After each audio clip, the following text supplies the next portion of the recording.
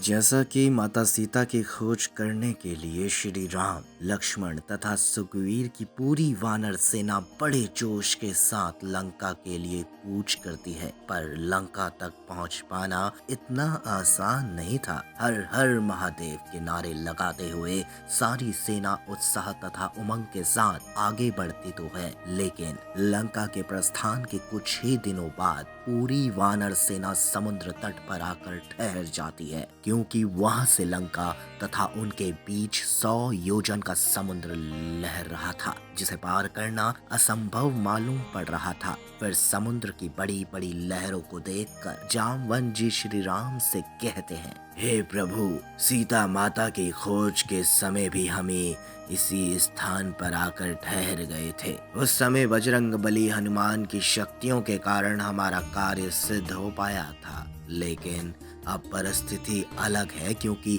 इतनी बड़ी वानर सेना का एक साथ समुद्र पार करना असंभव है। जामवंत की ये बात सुनकर एक बार को श्री राम भी आशंकित हो उठे कि पूरी वानर सेना को लेकर इतना विशाल समुद्र पार कर पाना कैसे संभव होगा। वहीं दूसरी ओर लंका में रावण के छोटे भाई विभीषण भरी सभा में रावण को ये परामर्श देने के प्रयास करते रहे कि वह देवी सीता को श्री राम के पास आदर के साथ पहुंचा दे, इसी में सबकी भलाई है।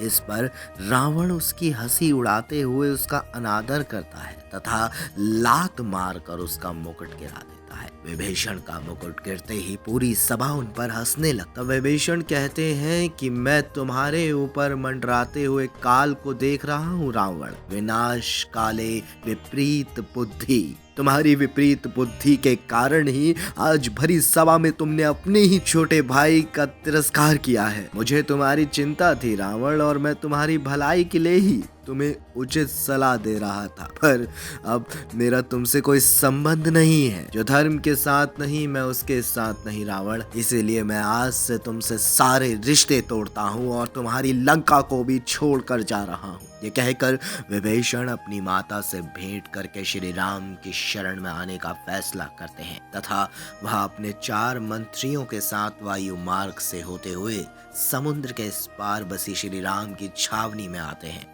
और उनसे शरण मांगते हैं। शरणागत वत्सल श्री राम अपने शत्रु के छोटे भाई को भी अपनी शरण में ले लेते हैं और उन्हें ये वचन देते हैं कि रावण के वध के बाद उन्हें ही वे लंका का अगला राजा बनाए। तब वहीं समुद्र किनारे श्री राम विभीषण को पूरे सम्मान के साथ अपने दल प्रमुख के रूप में नियुक्त करते हैं।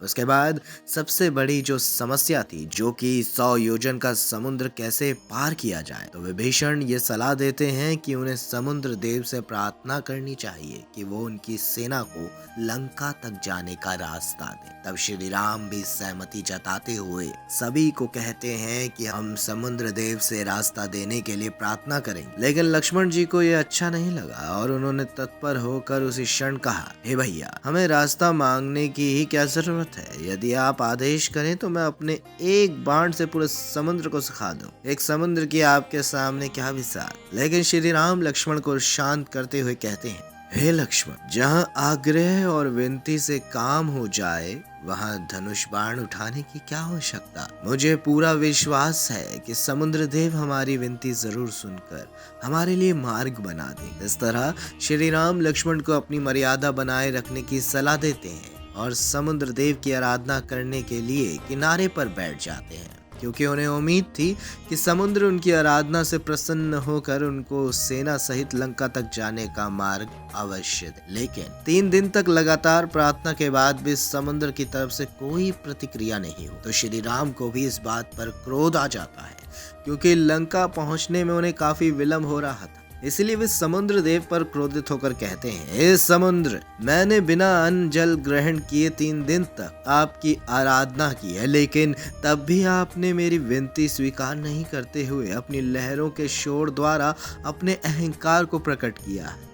इसलिए अब मैं अपने तीखे और अग्नि वर्षक दिव्य अस्त्र के प्रयोग से आपका सारा जल पाताल तक सुखा दूंगा। ये कहकर श्री राम अपने धनुष पर बाण चढ़ा लेते हैं। इतने में ही त्राई माम करते हुए समुद्र देव प्रकट होते हैं और श्री राम से क्षमा मांगने लगते हैं और कहते हैं, हे प्रभु, मुझे क्षमा करें, मेरी विवशता को समझे, मैं आपको अपने जल में से रास्ता नहीं दे सकता, क्योंकि समुद्र की एक मर्यादा होती है जो कि स्वयं आपने ही अपने नारायण अवतार में निर्धारित की थी।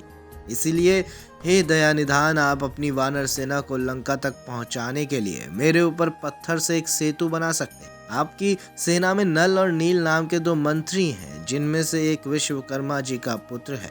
वो सेतु बनाने में आपकी सहायता कर सकते हैं। सभी वानर अगर पत्थर के ऊपर श्री राम लिखकर समुद्र में छोड़ेंगे तो वह पत्थर तैरने लगेंगे और मैं स्वयं उन पत्थरों को बिखरने से रोकूंगा तथा एक कतार में जकड़ कर रखूंगा। इस तरह कुछ ही समय में समुद्र पर आप सेतु बनाने में सफल हो पाएंगे, जिस पर चलकर आपकी पूरी वानर सेना लंका तक पहुंच जाएगी। श्री राम को भी समुद्र देव का ये परामर्श अच्छा लगा, जिसके बाद वे समुद्र व सेतु निर्माण के लिए राजी हो जाते। बोलो जय श्री राम।